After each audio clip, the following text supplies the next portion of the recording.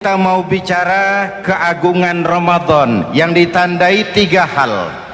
Pertama, Ramadan dipilih oleh Allah menjadi bulan tempat di mana pertama kali diturunkan Al-Quranul Karim, kitab suci kita, imam kita, pedoman utama dalam melaksanakan berbagai kegiatan hidup. Pertama, ia berisi akidah yang tujuannya menyelamatkan manusia dari ketergantungan kepada benda, menyelamatkan manusia dari kemusyrikan, baik syirik yang jali maupun syirik yang khafi. Syirik jali itu syirik terang-terangan, nyata-nyata menyembah berhala, nyata-nyata meyakini Tuhan lebih dari satu. Kalau gitu insya Allah kita aman. Tapi ada syirik khafi, syirik yang tersembunyi, menjadikan yang selain Allah sebagai tujuan akhir dari seluruh kegiatan hidup. Itu syirik khafi. Saya sejak pakai cincin ini rezeki lancar. Cincin. Saya sejak pakai gesper ini, jangan anak gadis, nenek-nenek ngelihat saya lemes. Gesper ini sejak ada perkutut di rumah ini, bisnis bagus. Perkutut. Kalau komputer lebih kita kagumi dari Allah, itulah berhala kita. Kalau pangkat lebih kita utamakan dari Allah, itulah berhala kita. Kalau ilmu lebih kita kagumi daripada Allah, itulah berhala kita. Quran membebaskan manusia dari ketergantungan kepada benda, membersihkan keyakinan, meluruskan tauhid dengan konsep akidah. Lalu sisi yang kedua, syariat untuk mengatur kehidupan sesama manusia. Selama ini kalau mendengar syariat, yang terbayang oleh kita kan yang serem-serem, dan memang diopinikan sedemikian rupa. Padahal watak syariat itu pertama, al-musawat bainan nas fi takalifil ahkam. Ini watak syariat Islam. Semua manusia sama dalam berhadapan dengan hukum Allah. Semua manusia sama. Bukankah ini yang kita perjuangkan dengan tuntutan keadilan? Supaya di Republik ini jangan ada warga negara kelas 1. Supaya di Republik ini jangan ada yang kebal hukum. Supaya di Republik ini hukum jangan seperti pisau, tajam ke bawah tapi tumpul ke atas. Syariat mengajarkan al-musawat bainan nas fi takalifil ahkam. Semua manusia sama dalam berhadapan dengan hukum Allah. Ketika mengajarkan orang beramal, Rasulullah kepada putri kesayangan beliau sendiri berkata, "I'mali ya Fatimah, i'mali fa inni la ughni anki minallahi syai'a." Fatimah, beramal kau. Fatimah sholat, Fatimah puasa, Fatimah haji. Kalau kau tidak beramal, aku ayahmu Rasulullah tidak akan sanggup membelamu di akhirat nanti. Inilah watak syariat. Tidak mentang-mentang anak kesayangan lalu ada jaminan, sudah Fat, kamu nggak sholat nggak apa-apa, nanti di akhirat ada papi. Tidak. Semua manusia sama dalam berhadapan dengan hukum. Andai kata Fatimah putri Muhammad mencuri, tidak usah orang lain, Muhammad sendiri yang akan memotong tangannya. Bukankah keadilan macam ini yang kita harapkan? Cuma sayang, selama ini banyak kita mengenal Islam seperti orang buta kenal gajah. Ada 3 orang buta dilepas ke kebun binatang, disuruh kenal gajah. Saya yakin laporannya lain-lain. Orang buta pertama bilang, "Pak, gajah tipis lebar kayak kipas." Kenapa? Dia baru pegang telinganya. Orang buta kedua ngotot, goblok itu Pak. Yang betul saya, gajah kecil panjang kayak ular. Kenapa? Yang dia pegang ekornya. Orang buta ketiga lebih marah, dua-duanya tolol Pak. Yang betul itu saya, gajah tinggi besar seperti pohon kelapa, karena yang dia pegang kakinya. Beginilah kita mengenal Islam, seperti orang buta kenal gajah. Frame of reference, kacamata pandangannya tidak total. Baru kenal kaki gajah sudah sok tahu gajah, baru kenal telinga gajah sudah sok kenal gajah. Kemana-mana pidato, saudara-saudara, gajah tipis lebar kayak kipas. Buat orang yang belum kenal gajah, dia menyesatkan. Buat orang yang sudah tahu gajah, senyum di kolom. Oh, kau baru kenal kupingnya kok. Begitulah kadang-kadang kita baca Quran, ayatnya yang keras, kesannya Islam itu sangar, Islam itu sadis, Islam itu perang. Di sisi lain ada yang adem, sejuk, lalu lahir generasi feminim. Buat saya yang terpenting semua kita perlu. Rasul mengajarkan, la takun ratban fatuksara wala yabisan fatuksara. Jangan lemah, nanti kau diinjak orang, tapi jangan keras, nanti kau dipatahkan orang. Hadirin yang saya hormati, lalu syariat juga punya at-tadrij fit tasri, tahapan dalam melaksanakan syariat. Oleh karena itu, Ramadan yang keagungannya ditandai dengan turunnya Al-Quran harus jadi momentum kembalinya kita kepada Al-Quran. Quran itu imam, kita ini makmum. Saya mau tanya, imam ikut makmum apa makmum ikut imam? Makmum ikut imam apa imam ikut makmum? Makmum ikut imam. Kalau Quran imam dan kita makmum, kita ikut Quran, jangan Quran diminta ikut kita. Imam ruku, kita ruku. Imam sujud, kita sujud. Imam i'tidal, kita i'tidal. Ke barat kata Quran, ke barat kita berangkat. Ke timur kata Quran, ke timur kita menuju. Halal kata Quran, ambil. Haram menurut Quran, tinggalkan. Kalau dia imam dan kita adalah makmum, mari berimam kepada Al-Quranul Karim.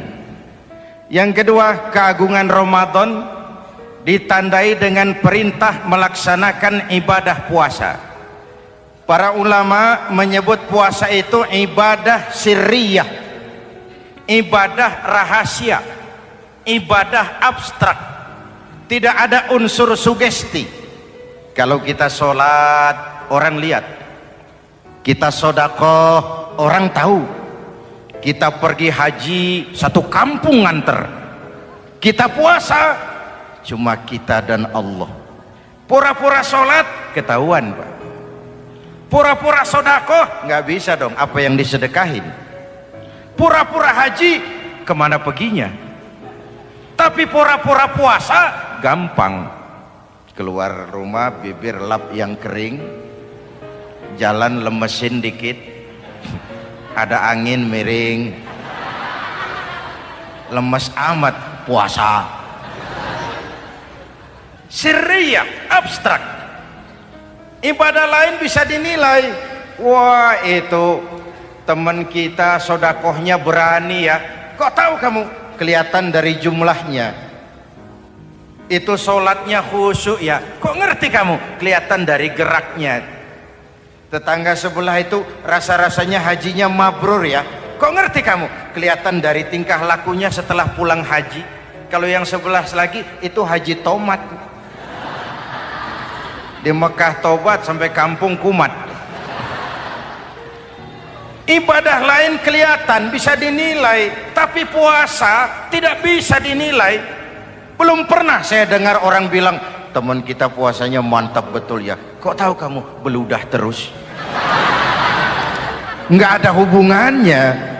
Oleh karena puasa ibadah sirri, ibadah abstrak, maka yang terbentuk dari ibadah ini pertama keikhlasan. Ini sikap hidup yang paling penting. Orang lain mau puji atau tidak bukan soal, orang lain mau dengar atau tidak bukan soal. Ini urusan saya dengan Allah. Dari ibadah sirri seperti ini terbentuk keikhlasan, dan itu penting. Penyakal ikhlas. Saya menyantuni yatim bukan karena disorot TV, bukan karena masuk majalah, bukan karena dimuat koran, karena Allah. Berpakaian ikhlas. Saya berpakaian ini karena perintah Allah menutup aurat, bukan karena tuntutan Ramadan. Kalau cuma tuntutan Ramadan, Ramadan saja bagus busana muslim. Selesai Ramadan kembali pusar merajalela. Menerima jabatan ikhlas, ini amanah dari Allah. Jabatan adalah alat untuk mengabdi, bukan cuma alat yang melahirkan kekuasaan dan fasilitas. Kalau kekuasaan dianggap sebagai fasilitas dan kekuasaan, maka yang lahir tentu akhirnya maling-maling baru, yang lahir rampok-rampok baru, yang dikuras ya harta negara. Hadirin yang saya hormati, ikhlas menerima jabatan dengan keyakinan ini amanah Allah, amanah akan dimintakan pertanggungan jawab. Ini alat untuk berbuat baik, ini alat untuk mengabdi. Kalau cuma digambarkan kekuasaan jabatan sebagai kekuasaan dan fasilitas, itu yang lalu banyak melahirkan rampok-rampok baru. Betul? Iya, kalau jabatan kan gajiannya jelas. Menteri gajinya jelas, anggota DPR gajinya jelas, presiden, wakil presiden gajinya jelas. Tetapi ketika fasilitas dan kekuasaan banyak memberikan hasil, jangan heran lalu muncul penjarahan terhadap kekayaan-kekayaan yang justru merupakan milik rakyat. Ikhlas dalam menerima jabatan, ikhlas dalam berbuat, ikhlas dalam beramal. Lalu yang kedua, jujur. Tadi siang saudara sholat zuhur apa tidak? Sholat. Yang sholat? Ya enggak, ya enggak. Sebelum sholat zuhur kan saudara berwudu. Waktu berwudu kan saudara berkemur, memasukkan air ke mulut. Umpama waktu berkemur saudara korupsi, dikit saja airnya saudara minum, jangankan hansip, jangankan satpam, jangankan polisi, teman sebelah pun tidak tahu kalau waktu berkemur kita korupsi. Kenapa kita tidak mau melakukan itu? Ada rasa malu kepada Allah. Alangkah positifnya kalau ini diterjemahkan dalam kehidupan.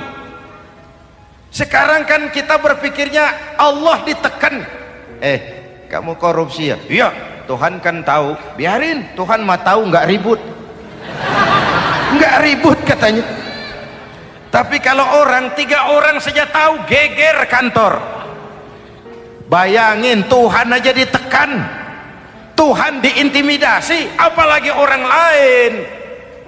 Lahir etika otonom, daya kontrol yang paling ampuh yang muncul dari dalam jiwa kita sendiri.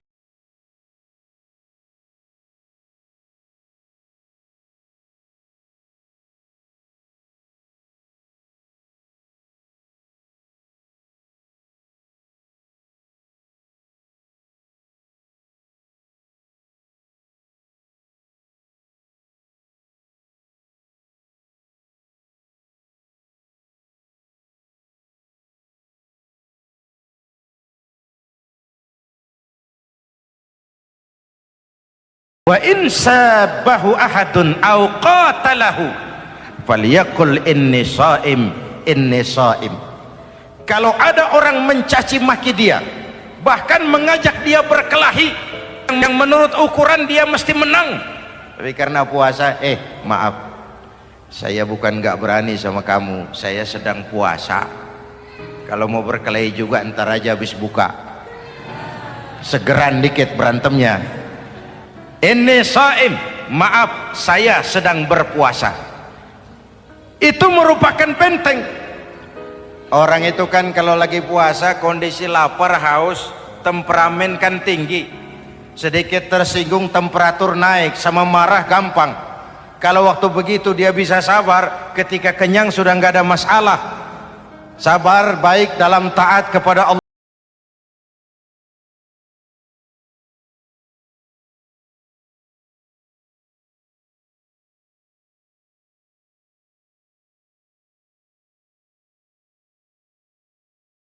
Hadirin, kalau ibadah berpuasa kita baik, kita yang malam ini pasti bukan kita 20 hari yang lalu. Kita yang malam ini, kita yang sudah ditempa oleh penggojologan Ramadan, ditempa oleh kawah candra di mukanya Ramadan, sehingga membias dalam pembentukan pribadi. Setiap ibadah yang dikerjakan dengan benar pasti punya dampak positif dalam meluruskan moral orang yang melaksanakan ibadah itu sendiri. Jangan sampai terjebak kepada rutinitas ritual. Akhirnya seperti yang sering saya ungkapkan, sholat rajin, maksiat tekun, baca Quran mau, fitnah orang hobi, sedekah ya sedekah tapi nyolongnya lebih gede dari sedekahnya. Sedekahnya cuma untuk ngumpetin korupsinya. Akhirnya jadi lipstik, akhirnya jadi dekorasi. Setiap ibadah yang dikerjakan dengan benar punya dampak positif dalam meluruskan moral dan memperbaiki akhlak orang yang melaksanakan ibadah itu sendiri. Begitulah Ramadan, ada pelaksanaan ibadah puasa. Dan untuk puasa Nabi bersabda, lis-shaimi farhatani, farhatun indal iftar wa farhatun inda liqa'i rabbih. Buat orang yang berpuasa ada dua kegembiraan yang tidak dimiliki oleh yang tidak melaksanakan puasa.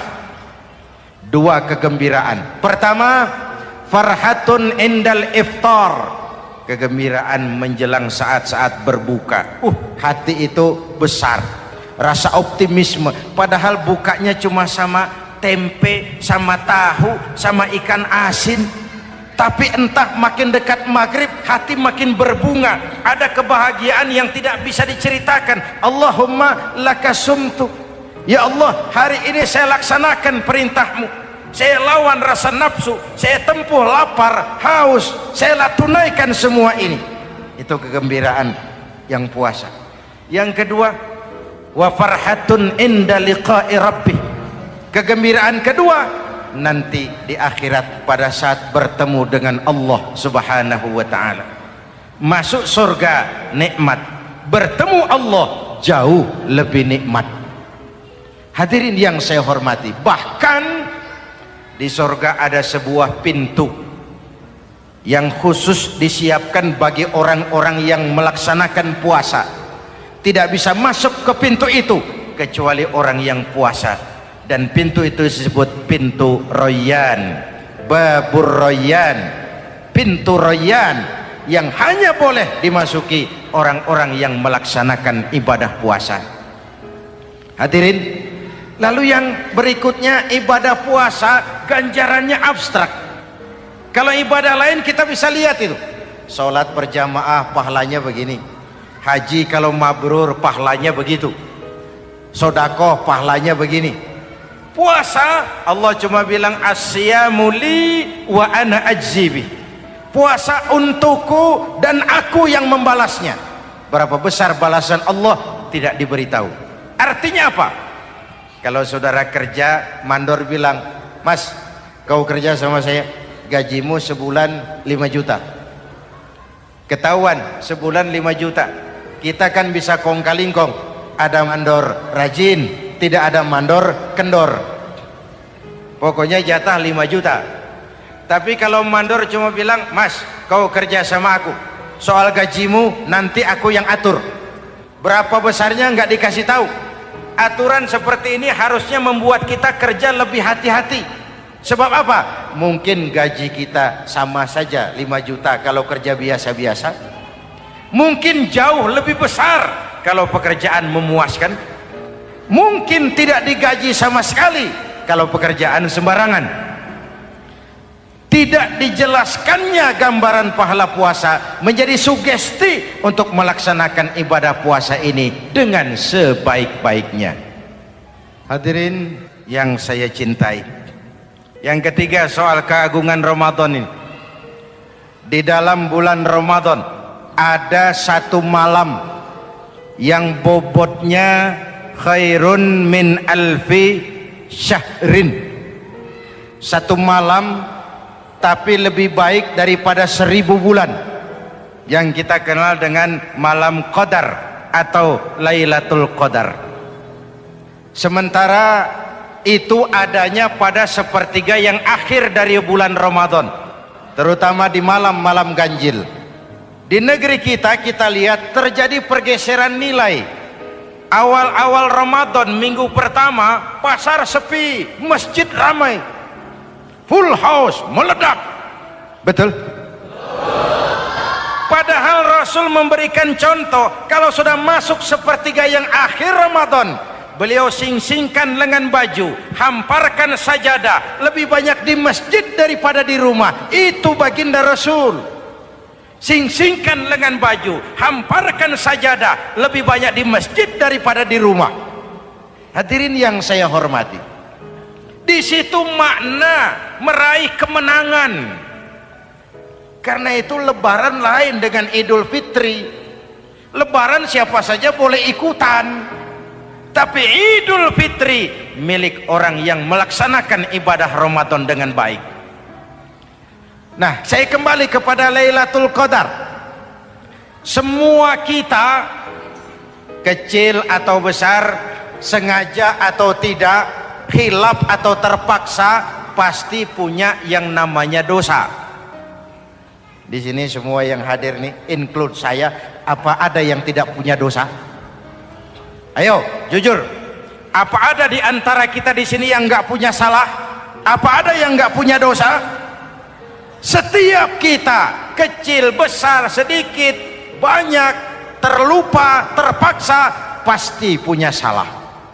Sekarang kalau mau hitung dagang, kita diberi umur 65, 40 tahun penuh dosa, lalu taubat 25 tahun. Menurut neraca hukum dagang belum seimbang. Dosa 40 tahun ditebus taubat 25 tahun. Menurut neraca hukum dagang. Untung Allah tidak dagang-dagangan kepada kita. Di Ramadan ini Allah ngobrol pahala. Di Ramadan ini Allah membuka pintu rahmah yang seluas-luasnya. Sampai-sampai ada hadis qudsi, "Lau amiltumul khataya hatta mala'atis sama thumma nadimtum fataballahu alaikum." Kalaupun kamu berbuat dosa, penuh langit dengan dosamu, kemudian kamu menyesal dan bertaubat, Allah pasti akan menerima taubatmu. Hadirin yang saya hormati, inilah momentum Ramadan, saat dimana kita melakukan pemutihan diri. Masih ingat cerita dalam kitab Durratun Nasihin?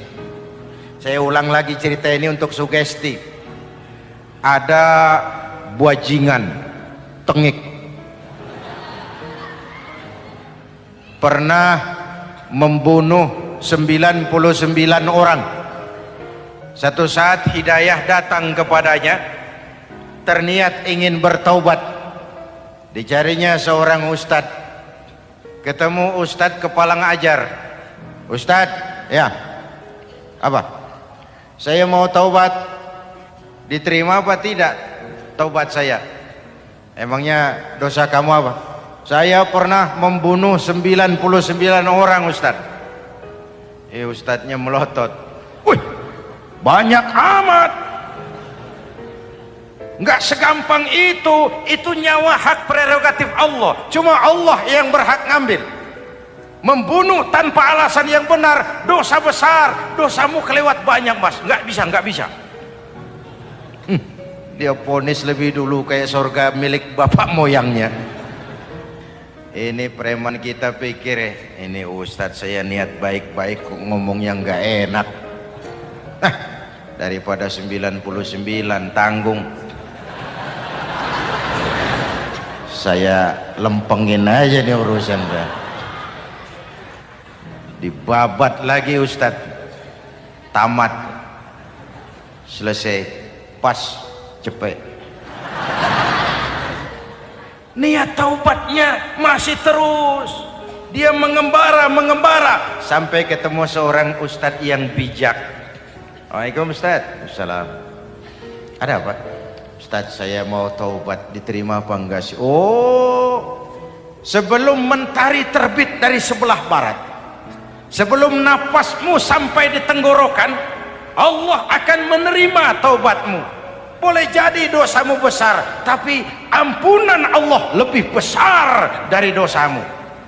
Begitu Ustaz. Iya. Cuman ngomong-ngomong dosamu apa sih? Ustaz saya sih tadinya cuma bunuh 99 orang. Terus ada Ustaz ngomongnya nggak enak. Jadi saya cukupin 100. Oh, taubatmu diterima asal benar-benar. Cuma begini saja, kampungmu kampung brengsek tuh, lingkunganmu nggak sehat. Kalau kau pulang ke sana lagi, niat taubatmu bisa lentur dan luntur. Kamu pindah saja, hijrah ke kampung lain yang lebih baik. Baik Ustadz, makasih. Wah, ngepak koper, pindah. Belum sampai ke kampung yang dituju, ajal datang merenggut nyawa. Ketika ruh keluar dari jasad, ini malaikat rahmah dengan malaikat azab rebutan. Kata malaikat rahmah, ini jatah saya, orang ini sudah taubat, tempatnya di surga. Kata malaikat azab, nanti dulu, taubat si taubat 100 bagaimana urusannya? Bertengkar. Akhirnya Allah mengutus malaikat Jibril, kau adili. Kata Jibril, ukur sajalah mana yang lebih dekat, kampung yang dituju atau kampung yang ditinggalkan. Ketika diukur, kampung yang dituju lebih dekat dari kampung yang ditinggalkan. Kata Jibril, dia jatah malaikat rahmah, taubatnya diterima Allah. Nah, kalau mendengar riwayat seperti ini, jangan diartikan bahwa untuk taubat mesti membunuh 100 orang. Ini harus diartikan bagaimanapun besar dosa dan kesalahan yang kita lakukan, jangan putus asa dari rahmat Allah. Sebaliknya, bagaimanapun banyak kebaikan yang kita kerjakan, jangan puas hati dan sombong diri. Kita belum tahu akhir perjalanan hidup ini. Kita hanya berbuat dan berbuat. Kepastian itu haknya Allah. Ada yang masuk neraka karena menyiksa kucing. Ada yang masuk surga walaupun sudah membunuh 100 orang. Bahkan kalau nanti saudara di surga ketemu orang-orang soleh, saudara nggak usah kaget, itu memang tempatnya di surga. Saudara akan kaget nanti kalau di surga ketemu pelacur. Pelacur masuk surga. Penasaran, saudara samperin, Mbak Yu. Ya Mas, sampean ada di sini, apa Allah nggak salah wesel ini? Iya Mas, saya ini ada di surga sini. Padahal waktu di dunia dulu saya ini siapa Mas tahu kan? Mas juga langganan kan waktu itu.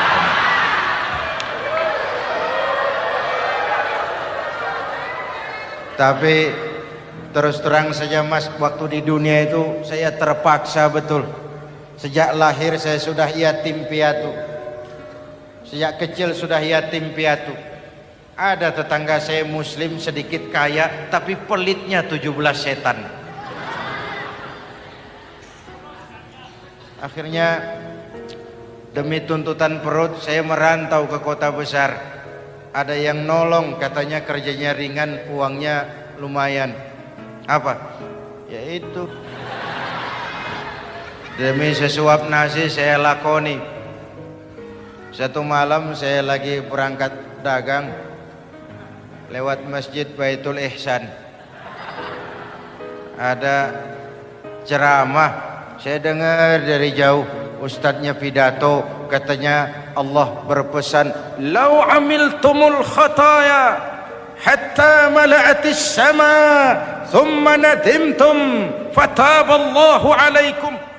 Kalaupun kamu berbuat dosa, penuh langit dengan dosamu, lalu kau menyesal dan bertaubat, Allah pasti akan menerima taubatmu. Mendengar hadis itu mas, berlinang air mata saya. Terbayang dosa-dosa yang pernah saya lakukan. Terbayang orang-orang yang pernah menanamkan modal asing.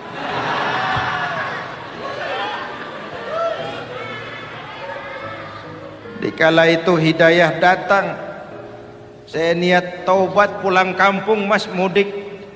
Lagi ngepak koper mau mudik, tamu datang, saya bilang mulai malam ini saya berhenti dagang. Taubat saya sebenar-benarnya, taubat saya diterima Allah, walaupun mampir dulu, transit dulu di tempat lain, akhirnya saya sampai juga ke sini. Inilah Ramadan. Orang baik bukan orang yang tidak pernah salah, karena tidak ada orang yang tidak pernah salah. Orang baik kalau dia berbuat salah, dia segera sadar, dijadikannya sebagai pelajaran untuk tidak diulanginya lagi di masa yang akan datang. Maka Nabi berpesan, tuba liman syaghalahu aibuhu an uyubin nas. Beruntung benar orang yang kekurangan dirinya menyebabkan dia sibuk sampai tidak sempat mencari-cari kekurangan orang lain. Tapi celaka benar orang yang terlalu sibuk mencari-cari kekurangan orang lain sampai lupa dengan kekurangan dirinya sendiri. Hadirin, karena itu menurut Al-Imamul Ghazali, Lailatul Qadar itu malam istimewa. Adanya pada sepertiga yang akhir di malam-malam ganjil, 21, 23, 25, 27, 29. Tetapi yang ingin mendapatkan Lailatul Qadar harus berjaga-jaga sejak awal Ramadan. Nggak bisa pakai ilmu ngancem. Wah ini 21 malam nih, nggak keluar-keluar dari masjid. 22 libur, 23 absen lagi. Nggak bisa seperti itu. Ingin mendapatkan Lailatul Qadar harus berjaga-jaga sejak awal Ramadan. 1000 bulan kira-kira 83 tahun. Rata-rata umur orang sekarang kita ini jarang yang sampai 83. Jarang. Kalau menyontoh Rasul jatah kita 63. Hadirin yang saya hormati, sehingga dikatakan itulah fasilitas yang diberikan Allah kepada umat Muhammad ini. Walaupun umurnya relatif pendek, tapi amaliyahnya tidak kalah dengan umat zaman dulu. Benar, Nabi Nuh umurnya 950 tahun.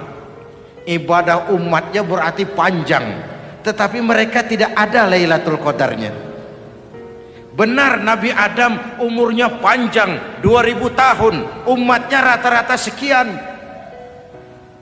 tetapi tidak ada nilai tambah yang diberikan Allah kepada mereka. Kita umat Muhammad ini umur relatif pendek. Kalau nyontoh Nabi 63 tahun, betul.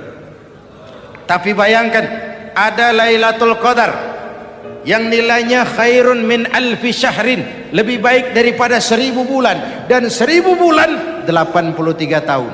Kalau 10 tahun berturut-turut memanfaatkan Lailatul Qadar, maka artinya umur kita sudah sama dengan umur umat Nabi Nuh alaihi salam. Kualitas ibadahnya yang saya maksud. Tugas kita memanfaatkan peluang-peluang seperti ini dan mengisinya dengan berbagai kegiatan-kegiatan ibadah. Mumpung Allah menyediakan itu buat kita bersama. Tahun depan nggak ada jaminan kita ketemu Ramadan lagi. Karena itu mumpung senyampang ini diberikan kesempatan memasuki minggu-minggu 10 yang terakhir dari Ramadan, sing-singkan lengan baju, hamparkan sajadah, dan berusaha lebih banyak di masjid daripada di rumah. Hadirin yang saya hormati, dari pembicaraan singkat yang saya sampaikan, Ramadan menjadi agung oleh karena 3 hal. Pertama, ia dipilih menjadi bulan tempat di mana pertama kali diturunkan ayat-ayat suci Al-Quran. Karenanya Ramadan disebut juga sebagai Syahrul Quran, bulan Al-Quran. Karenanya Ramadan juga kita lebih intens memasuki kehidupan Al-Quran sebagai makmum dan kita sebagai imam. Jika Quran adalah imam dan kita adalah makmum, maka konsekuensinya makmum harus ikut imam, bukan imam yang ikut makmum. Yang kedua, keagungan Ramadan ditandai dengan pelaksanaan ibadah puasa. Setiap ibadah yang dikerjakan dengan benar pasti punya dampak dalam memperbaiki moral, meluruskan akhlak orang yang melaksanakan ibadah itu sendiri. Maka bulan suci Ramadan menjadilah kawah candra di muka, menjadi bulan training, bulan latihan. Saya sering ibaratkan, Mike Tyson masuk latihan, keluar latihan, tinjunya makin hebat. Hewitt masuk latihan, keluar latihan, tenisnya makin canggih. Zinedine Zidane masuk latihan, keluar latihan, sepak bolanya makin hebat.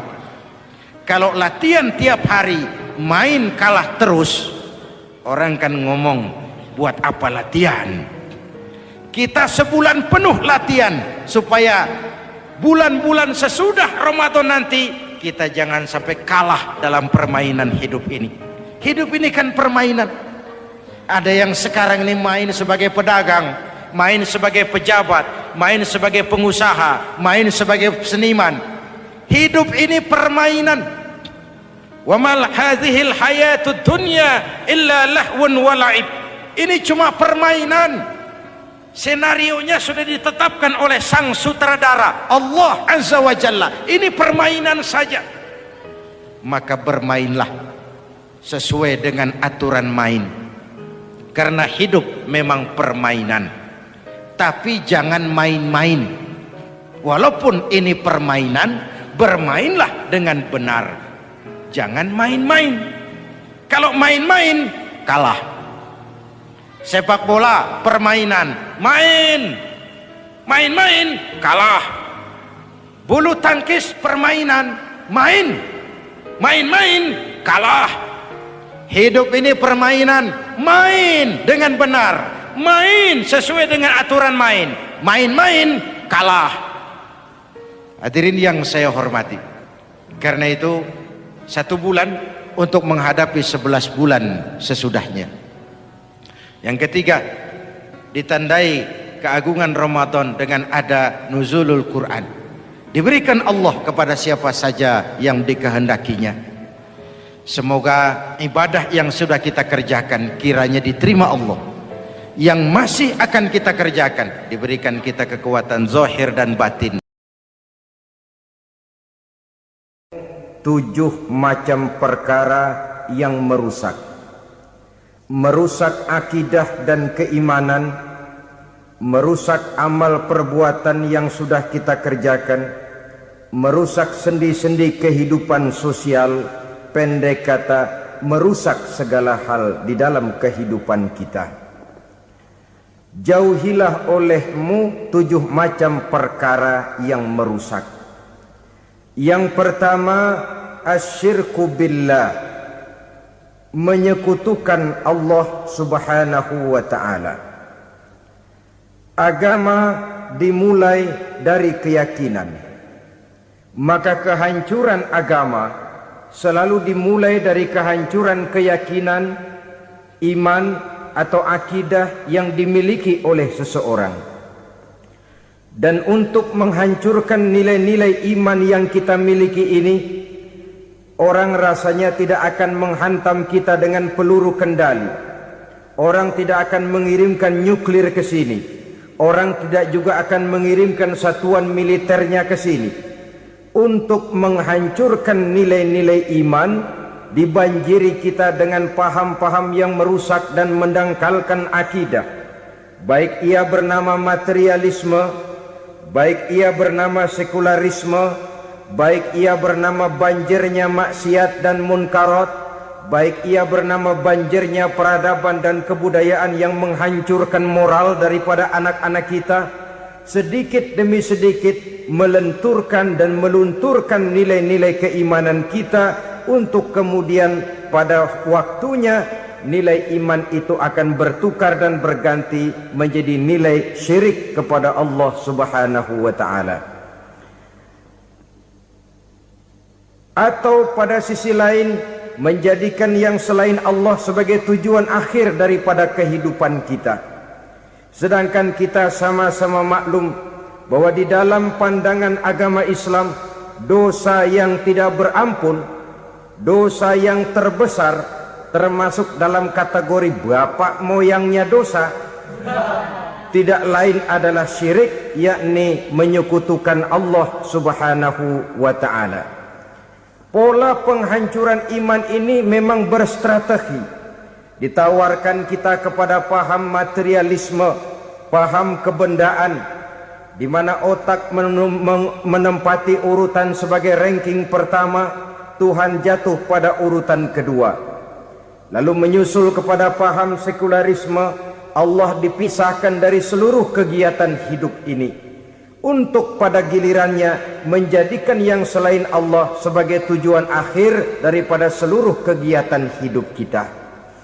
Oleh karenanya, kewajiban menjaga nilai-nilai iman ini merupakan kewajiban yang mulia tetapi berat, tidak hanya untuk kita, tetapi juga bagaimana mewariskannya kepada anak-anak kita, generasi yang akan datang. Orang-orang tua bijaksana yang diceritakan di dalam Al-Quran, kalau sudah berpikir tentang anak-anaknya, pertanyaan yang paling mereka risaukan ialah, ma ta'buduna min ba'di. Anakku, kalau pada satu saat aku, ayahmu sudah tidak ada lagi di dunia ini, meninggalkan kamu semua, ma ta'buduna min ba'di, apa yang akan kamu sembah nak? Jikalau sekarang ayahmu masih mau ke masjid, masih mau melakukan rukuk dan sujud, masih beribadah menyembah Allah Subhanahu wa ta'ala, kalau orang tuamu sudah tidak ada, ma ta'buduna min ba'di, masihkah engkau mau datang ke masjid? Masihkah engkau mau rukuk dan sujud? Masihkah engkau mau menyembah Allah Subhanahu wa ta'ala? Pertanyaan ini yang dipikirkan oleh Nabi Yakub kepada putra-putranya. Pertanyaan ini yang diteruskan oleh Nabi Ibrahim kepada anak-anaknya. Pertanyaan ini yang diwariskan oleh generasi ulama'us salafus saleh kepada para generasi berikutnya. Bagaimana kita generasi sekarang? Kita orang-orang tua sekarang bukan berfikir ma ta'buduna min ba'di, malah yang kita fikirkan ma ta'kuluna min ba'di. Kalau bapak tidak ada nanti kamu makan apa nak? Perkara kamu nyembah apa, urusan nomor 18. Yang penting kamu nanti hidup bisa makan nak. Maka kita sibuk mewariskan harta kepada anak-anak kita. Kita sibuk mewariskan kebun dan tanah kepada anak-anak kita. Kita sibuk mewariskan pabrik kepada anak-anak kita, sementara kita lupa mewariskan intan yang paling mahal, mewariskan mutiara yang paling berharga, yaitu nilai iman kepada Allah Subhanahu wa ta'ala. Alangkah baiknya apabila warisan harta, warisan tanah dan kebun, warisan rumah dan pabrik didasari lebih dahulu dengan mewariskan nilai iman kepada Allah Subhanahu wa ta'ala. Sebagai orang-orang tua, kita boleh bersedih kalau anak kita tidak mengerti komputer. Kita boleh bersedih kalau anak kita tidak mengerti matematika. Kita boleh bersedih kalau anak kita tidak mengerti bahasa Inggris. Tapi sewajarnya lebih bersedihlah kita orang tua jikalau mempunyai anak yang tidak kenal Allah sebagai Tuhannya, yang kemudian tidak mau rukuk dan sujud kepada Allah Tuhannya. Itulah kemalangan yang paling malang bila kita meninggalkan generasi yang tidak bertauhid kepada Allah Subhanahu wa ta'ala. Betapapun anak kita tidak ngerti komputer, saudara, paling-paling kerugiannya cuma kerugian dunia. Masuk dia ke alam barzakh, munkar nakir tidak akan sempat tanya kau belajar komputer apa tidak. Kumpul dia di padang mahsyar, malaikat juga tidak akan tanya matematikamu nilainya berapa. Yang ditanya, kau kenal Allah, kau rukuk dan sujud kepadanya, kau pernah datang ke masjid. Oleh karena itu sekali lagi, menjaga nilai iman tidak hanya untuk kita, tetapi juga mewariskannya kepada anak-anak kita, generasi yang akan datang. Sungguh kemalangan yang paling besar apabila kita meninggalkan anak-anak kita. Mereka kita tinggalkan lemah ekonominya, itu tidak baik. Mereka kita tinggalkan lemah otaknya, itu pun akan membuat mereka tertinggal oleh yang lain. Tapi yang paling celaka, jikalau kita tinggalkan mereka dalam kondisi lemah imannya, rapuh akidahnya, tidak baik dan tidak betul keyakinan hidupnya. Oleh karena itu Nabi berpesan, jauhilah 7 perkara yang merusak. Yang pertama, syirik kepada Allah Subhanahu wa ta'ala. Menyekutukan Allah baik dalam ucapan, dalam keyakinan ataupun dalam perbuatan. Ini perkara pertama yang termasuk 7 perusak besar di dalam kehidupan. Kalau sudah jatuh kita ke lembah syirik, bagaimanapun banyak kebaikan yang kita kerjakan, berjiwa sosial, bertangan pemurah, gemar menolong orang lain, kalau memang dasarnya syirik, maka seluruh kebaikan kita akan hancur, tidak akan ada nilainya dalam pandangan Allah Subhanahu wa ta'ala. Dalam pandangan manusia mungkin kita dicatat sebagai orang sosial, gemar menolong orang lain, tidak berpangku tangan melihat orang yang mendapat kesulitan. Tapi oleh karena dasarnya syirik, dasarnya tidak mentauhidkan Allah, maka seluruh nilai kebaikan yang kita kerjakan tidak akan ada nilainya dalam pandangan Allah Subhanahu wa ta'ala. Maka jagalah iman kita jangan sampai dihinggapi penyakit syirik yang bagaimana kecilnya sekalipun. Sekali lagi, baik syirik dalam bentuk ucapan, syirik dalam bentuk keyakinan, sampai kepada syirik dalam bentuk perbuatan, kita berhindar kepada sifat-sifat yang sedemikian itu. Karena apa? Dalam satu ayat Quran Allah Subhanahu wa ta'ala menjelaskan, innallaha la yaghfiru ayyushraka bih wa yaghfiru ma duna dzalika liman yasha. Allah tidak akan memberi ampun kepada orang-orang yang menyekutukannya, tapi Allah masih mau memberikan ampun kepada dosa-dosa yang selain itu bagi orang-orang yang dikehendakinya. Dosa selain syirik, apabila kita bertaubat, Allah masih mau mengampuni. Tapi kalau sudah jatuh ke tempat syirik, itu sudah dosa yang tidak berampun. Taubatnya tidak lain melepas syirik, kembali kepada tauhid, berkeyakinan bahwa hanya ada Allah Subhanahu wa ta'ala, Tuhan satu-satunya yang lam yalid walam yulad walam yakul lahu kufuwan ahad. Tidak beranak, tidak pula diperanakkan, dan tidak satupun yang dapat menyerupai Tuhan Allah Subhanahu wa ta'ala. Saudara-saudara kaum muslimin rahimakumullah, bahwa kita di zaman sekarang memang tidak menyembah berhala, ya. Bahwa kita tidak berterang-terangan mengatakan Tuhan lebih dari satu, memang. Bahwa kita tidak berkeyakinan Tuhan itu punya anak atau diperanakkan, tentu. Tapi dalam perbuatan dan i'tiqad kita kadang-kadang jatuh tanpa kita sadari ke tempat yang bernama syirik ini. Oleh karenanya, di zaman di mana teknologi makin canggih, di mana kemajuan pembangunan makin menjangkau berbagai aspek kehidupan, diperlukan keseimbangan antara kemajuan fisik material dengan kemajuan mental spiritual. Apabila tidak ada keseimbangan yang terwujud, tentulah kepincangan. yang diawali dengan pincangnya cara kita berpikir sehingga pada akhirnya akan mengarah kepada pincangnya cara kita berbuat dan bertindak di dalam kehidupan kita. Oleh karena itu Nabi berpesan, jauhilah sifat syirik karena syirik merupakan dosa yang teramat besar. Ini sifat merusak yang pertama. Yang kedua kata Nabi, wasihra, jauhilah sihir. Sihir ini juga termasuk perkara yang merusak kehidupan. Kita semua sama-sama maklum bahwa sihir sebenarnya bukan persoalan baru. Sejak sebelum datang Islam, sihir itu sudah ada. Di zaman Yunani kuno, sihir ada. Di zaman Mesir kuno, di zaman Cina kuno, dan yang lain-lain yang serba kuno, sihir itu sudah ada.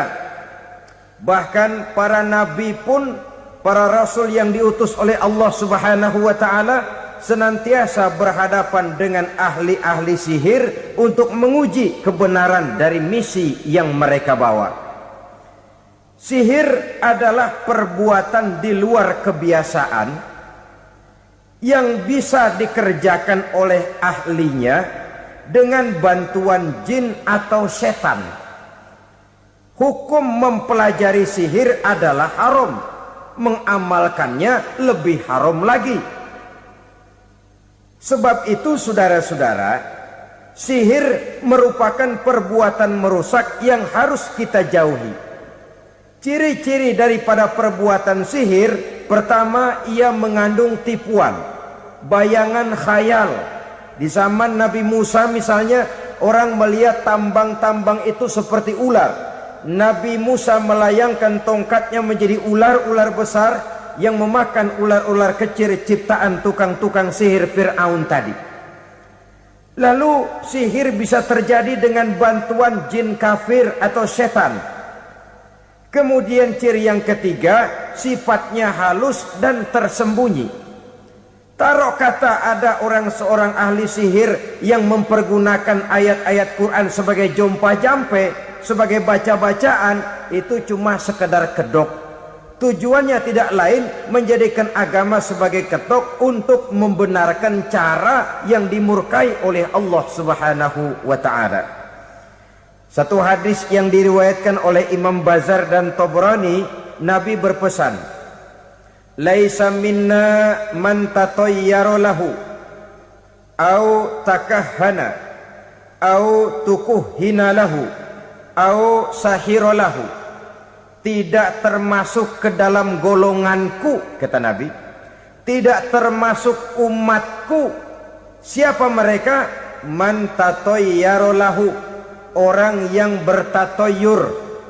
Apa tatoyur itu? Dari kalimat toyaro artinya terbang. Toir biasa diartikan dengan burung.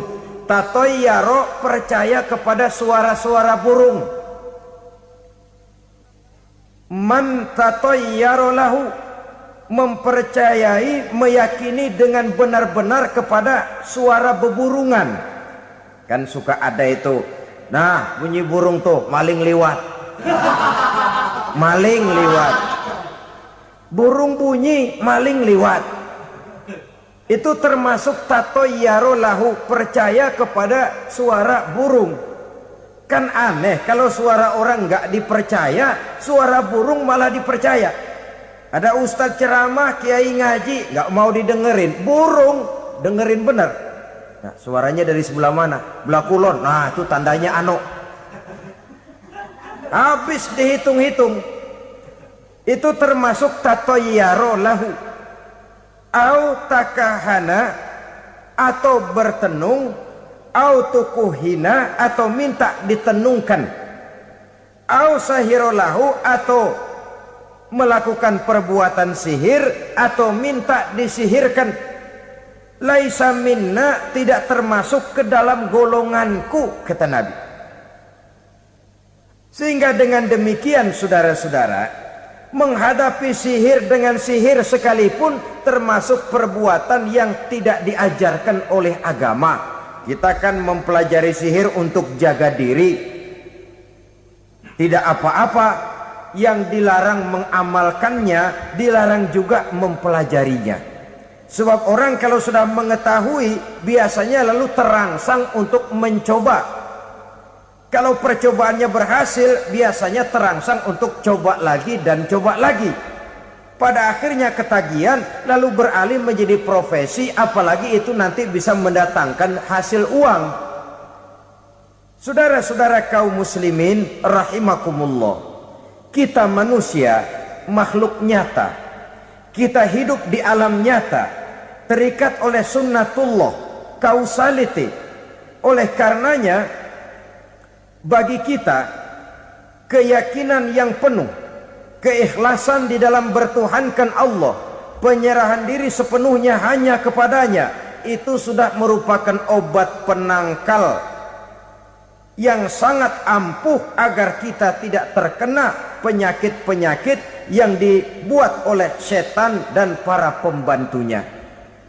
Sehingga beberapa ayat Quran mengajarkan, misalnya a'udzu bikalimatillahi tammati min syarri ma khalaq, atau bismillazi la yadurru ma'asmihi syai'un fil ardi wala fis sama, dengan menyebut nama Allah yang tidak bisa mendatangkan bahaya sedikit pun, dari baik yang datang dari langit maupun yang datang dari bumi. Jiwa yang kosong dari keyakinan yang penuh kepada Allah, jiwa yang penuh was-was dan ragu-ragu, itu yang mudah terserang oleh penyakit-penyakit yang dikerjakan oleh para tukang-tukang sihir, yaitu oleh setan dan seluruh para pembantunya. Kemudian hadis kedua yang diriwayatkan oleh Imam Ibnu Hibban, Nabi bersabda, la yadkhulul jannata mudminu khamrin wala mu'minu bisihrin wala qati'u rahmin. Tidak masuk surga. Ini Nabi yang bilang, tidak masuk surga. Siapa itu? Pertama, mudminu khamrin, orang yang berkekalan dalam mabuk. Selalu mudminun itu sudah menjadi perbuatan rutinnya, tidak kapok-kapoknya, teler seumur hidup.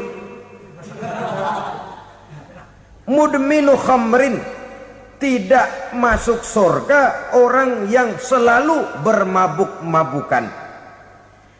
Yang kedua, wala mu'minu bisihrin, orang mukmin tapi main sihir. Ini juga oleh Nabi diperingatkan, tidak akan masuk surga orang mukmin tapi suka main sihir. Wala qati'u rahmin, dan tidak juga orang yang memutuskan silaturahmi. Tiga macam manusia yang diperingatkan Nabi tidak akan masuk surga: orang yang selalu mabuk, orang mukmin yang main sihir, dan orang yang memutuskan silaturahmi. Saudara-saudara kaum muslimin rahimakumullah. Lalu orang berkata, kenapa dilarang kita bersihir? Padahal Rasul sendiri kan punya mukjizat. Nah, kita memang harus membedakan antara mukjizat dengan sihir. Dalam kehidupan agama kita kenal ada yang namanya mukjizat, ada yang namanya karomah atau keramat biasa diucapkan, ada yang namanya maunah, ada yang namanya irhas, ada juga yang namanya sihir. Kesemuanya ini berbeda, saudara-saudara. Yang dinamakan mukjizat itu khusus untuk para rasul saja. Satu kejadian luar biasa yang terjadi dilakukan oleh rasul atas izin dari Allah Subhanahu wa taala. Perbedaannya dengan sihir jelas. Sihir dari setan, mukjizat dari Allah. Sihir bisa dipelajari, mukjizat tidak. Sihir umumnya untuk maksud-maksud yang tidak baik, sedangkan mukjizat untuk memperkuat kebenaran yang disampaikan oleh para rasul dan ditentang oleh umatnya. Bahkan kafir Quraisy dahulu menganggap orang-orang ahli sihir itu berada dalam satu posisi yang hina. sehingga mereka mengatakan dan menuduh Nabi Muhammad sebagai tukang sihir. Tuduhan sebagai tukang sihir adalah tuduhan yang sangat aib dan hina. Di tengah masyarakat kufar jahiliyah, kedudukan tukang sihir dipandang sebagai kedudukan yang hina, sehingga mereka mengejek Nabi dengan sebutan tukang sihir. Jadi mukjizat hanya untuk Rasul saja. Kemudian karomah. Karomah ini asal kata dari karoma, kehormatan, kemuliaan yang diberikan Allah kepada hamba-hambanya yang rajin mendekatkan diri kepadanya. Oleh karena ketekunannya melaksanakan ibadah, Allah memberikan keistimewaan kepada orang itu, yang dengan keistimewaannya dia bisa mengerjakan yang tidak bisa dikerjakan oleh orang lain. Karomah hanya bisa dicapai dengan prestasi ibadah. Kalau sihir, mau ibadah apa enggak, asal dia belajar, bersatu dan berteman dengan setan, memenuhi persyaratan-persyaratan setan, biasanya lalu bisa. Sedangkan karomah tidak mungkin terwujud tanpa orang mendekatkan diri sedekat-dekatnya kepada Allah Subhanahu wa ta'ala. Maka kita lihat biasanya orang-orang yang punya ilmu sihir, mukanya rata-rata nggak enak dilihat. Kumuh, jauh dari air wudhu, jauh dari sujud kepada Allah, malah berteman dengan setan, menjadi pelayan-pelayannya setan. Saudara-saudara, adapun maunah, keistimewaan yang diberikan Allah kepada hamba-hambanya yang belum sampai kepada tingkat wali, tapi orang itu lebih banyak kebaikannya daripada kesalahannya. Umpamanya, saudara jalan bertiga di pinggir jalan, saudara ada pada posisi di tengah, lalu bertiga ini ketabrak mobil. Menurut perhitungan saudara mati lebih dahulu. Tapi terjadi hal yang aneh, dua teman saudara mati, saudara malah cuma luka dan lecet sedikit saja. Apa itu? Kalau kita lebih banyak kebaikannya daripada kesalahannya, itu yang dinamakan maunah, pertolongan yang diberikan Allah kepada hamba-hambanya yang lebih banyak kebaikannya daripada kesalahannya. Sedangkan yang dinamakan irhas, kejadian luar biasa pada diri seseorang pada waktu dia masih kecil, yang menunjukkan tanda-tanda keistimewaannya. Itu umumnya pada para nabi pada usia kecilnya sudah ada irhas, tanda-tanda istimewa. Jelas baik mukjizat, karomah, maunah maupun irhas berbeda dengan sihir. Sihir ini jelas saja merupakan bantuan dan persekutuan antara manusia dengan setan.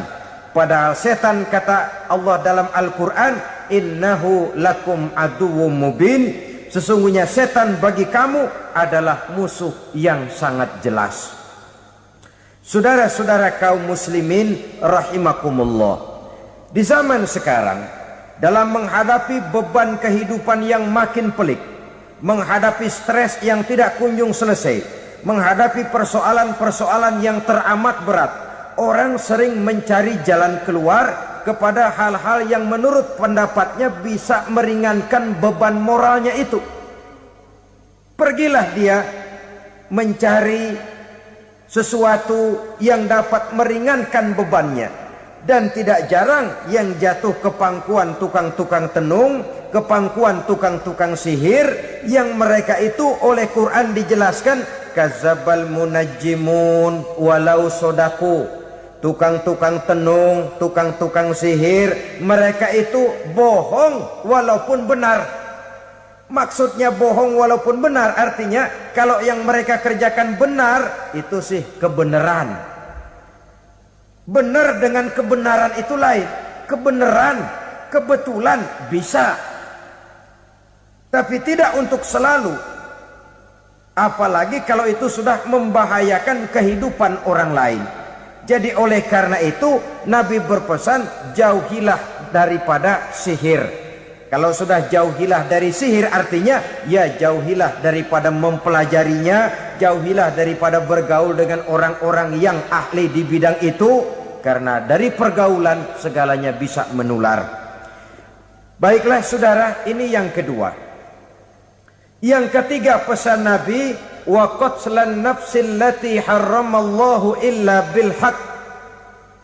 Membunuh orang lain dengan cara yang tidak benar, membunuh orang yang diharamkan oleh Allah Subhanahu wa taala untuk melakukannya kecuali dengan alasan yang benar. Kita tahu Islam adalah agama damai sesuai dengan namanya. Ia tidak dikembangkan dengan pedang dan kekerasan. Ia dikembangkan dengan keteladanan dan tuntunan moral. Oleh karena Islam bukan agama kekerasan, Islam pun tidak mementingkan dan mengajarkan kekerasan kecuali dengan alasan yang benar dan bisa dipertanggungjawabkan.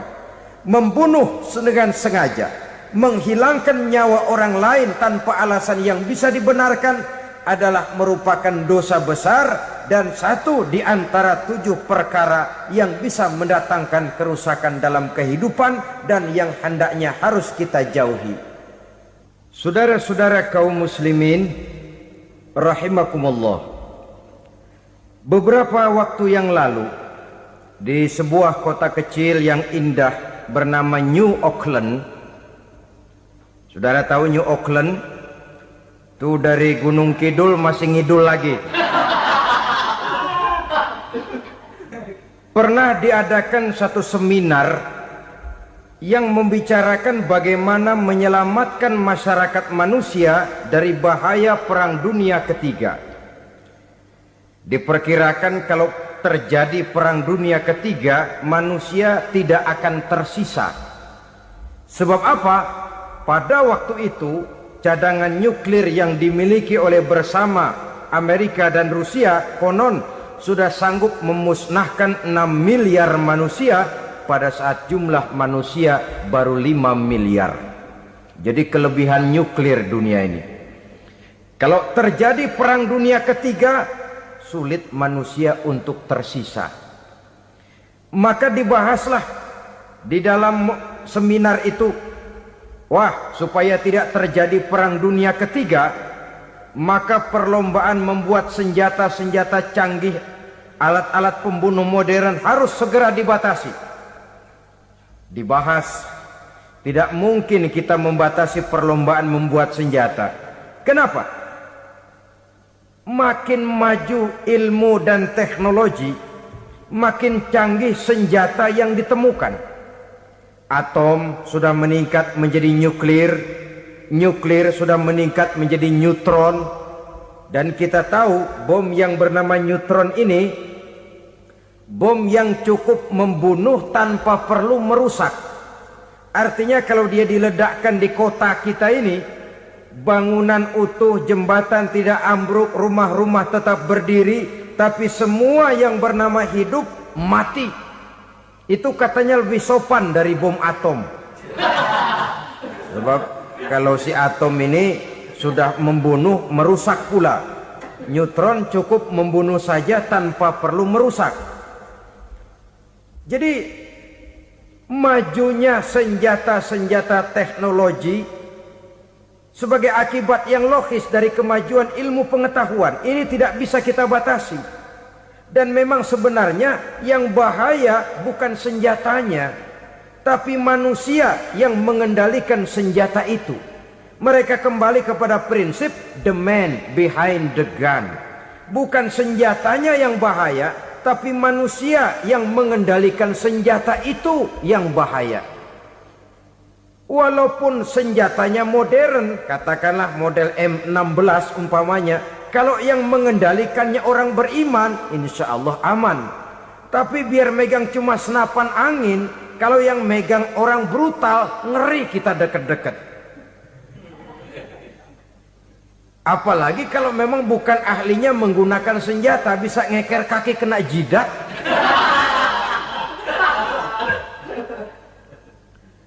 Mereka kembali kepada prinsip lama yang tetap baru. Bukan senjatanya yang harus dibatasi, manusia yang mengendalikan senjata itu yang perlu dibicarakan. Nah, kalau begitu, agar manusia tidak mempergunakan senjata sewenang-wenang, apa yang harus kita lakukan? Ya, manusianya harus bermoral. Ya, tapi moral yang mana? Di dunia ini banyak ajaran tentang moral. Itu pun mudah saja. Di sini kan kita undang saja ahli dari berbagai agama untuk membicarakan konsep perdamaian menurut agamanya masing-masing. Baik, setuju itu, setuju. Maka tampillah para ahli agama, mereka kembali kepada prinsip moral daripada konsep yang terkandung di dalam ajaran agama untuk menegakkan perdamaian. Mula-mula naiklah ahli dari agama Hindu, dibacakan konsep perdamaian menurut ajaran agama Hindu, bahwa untuk damai manusia harus meninggalkan nafsu keduniaannya, menempuh samsara dan sebagainya untuk mencapai nirwana, menjauhi kemegahan dan kemewahan dunia. Ini lalu dibahas, rasanya juga tidak mungkin ini. Kemudian dari agama Nasrani, bahwa untuk damai manusia harus menciptakan sifat kasih sayang. Kalau ditampar pipi kiri, berikan pipi yang kanan. Kalau diberikan selendang, berikan baju. Nanti orang kasihan, lalu dia tidak akan nampar lagi. Ketika ini dibahas, ternyata rasanya pun tidak mungkin bisa diterima. Karena apa? Di zaman sekarang orang ditampar pipi kiri, dikasih pipi kanan. Bukan kasihan, gemes. Damai belum tentu, bonyok udah jelas. Lalu ketika dibacakan konsep perdamaian menurut Quran, di mana disampaikan ayat wa jazaa'u sayyi'atin sayyi'atun misluha faman afa wa aslaha fa ajruhu 'ala Allah. Balasan terhadap satu kejahatan adalah kejahatan yang seimbang, tetapi barang siapa yang memberi maaf dan mencari jalan damai, itulah yang terbaik dan akan mendapat pahala dari Allah Subhanahu wa ta'ala. Kamu tidak salah ditampar pipi kirimu, tampar lagi pipi kirinya sekeras dia menampar pipi kirimu. Nanti orang tidak mau menampar kita karena dia tahu kalau dia tampar kita, dia akan menderita tamparan sekeras dia menampar kita. Akan terjadilah prinsip saling hormat menghormati, tidak saling ganggu, tidak saling usil, tidak saling jahil. Atas dasar ini perdamaian bisa ditegakkan. Mereka bisa menerima konsep ini, tapi kemudian seminar ditutup tanpa satu keputusan resmi. Kenapa? Terus terang mereka kagum dengan konsep Islam, tapi sentimen lama terhadap nilai-nilai Islam telah menutup mata mereka untuk menerima kebenaran dari ajaran Al-Quranul Karim. Saudara-saudara kaum muslimin rahimakumullah, kembali kita kepada persoalan pokok. Roh adalah dari Allah. Dia akan kembali kepada Allah, milik mutlak dari Allah. Tidak pantas kita merampasnya dari orang lain. Tidak wajar kita menghilangkannya tanpa alasan yang dibenarkan oleh agama. Di zaman sekarang, akibat persaingan hidup yang makin tajam, lapangan kerja yang makin sulit, tensi ekonomi yang makin tinggi, atau karena nilai moral yang makin rendah, atau juga karena rapuhnya pegangan orang kepada agama, nyawa rasanya sudah sedemikian murahnya. Berbagai kasus membuat berdiri bulu roma kita. Ada mayit, ada manusia dipotong 6, dicincang macam kambing. Ada yang dipotong 5, ada yang dipotong 13, dikardusin, dibuang ke tempat sampah. Inna lillahi wa inna ilaihi raji'un. Gejala apa ini? Kanibalisme. Manusia sudah demikian sadisnya, manusia sudah sedemikian buasnya, sehingga sesama manusia diperlakukan seperti hewan. Padahal hewan sendiri belum pernah macan makan macan, bagaimanapun buasnya macan. Belum pernah serigala memakan serigala, bagaimanapun brutalnya serigala. Tetapi manusia makan manusia di zaman sekarang kadang jadi kenyataan dalam kehidupan kita. Kadang persoalannya remeh saja. Soal uang 200 perak, pisau bicara, nyawa melayang. Soal rokok sebatang, celurit bicara, nyawa melayang. Soal-soal yang sama sekali tidak prinsip, begitu mudah kita menghilangkan nyawa orang lain. Padahal Nabi pernah memperingatkan, apabila dua orang muslim sudah berkelahi dan berbunuh-bunuhan, al-qatil wal maktul finnar, yang membunuh dan yang terbunuh dua-duanya neraka.